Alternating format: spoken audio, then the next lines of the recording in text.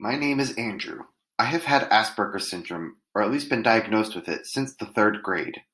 The reason for my diagnosis was that my teacher noticed traits in me similar to a member of her family that also had autism. During my life, the biggest struggle I have ever had in reference to this disposition would be in school. And I don't just mean grade school. College was a nightmare as well. Aside from a few good and understanding teachers, most of my education was terrible. One thing I hate about college is that they expect you to do most of your learning outside the class.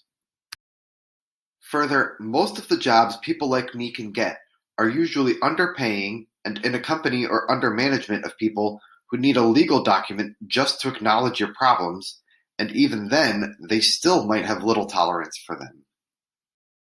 This has been my experience in life with all the topics mentioned, and it is my intention to gather support over time to form a more solid and more independently run group to fight these injustices, as well as improve conditions for all people with autism, especially for the younger ones, as that is generally where trouble can start. Again, this has been my experience in life, and it has led me to often challenge authority. If I could convince others around me that there are more of us than there are leaders, meaning the teachers, administrators, and managers, then we could, for lack of a better term, overpower them and therefore make our lives easier. This can be very good in the work environment, especially when employees want to please their customers by being personal with them and treating them like people.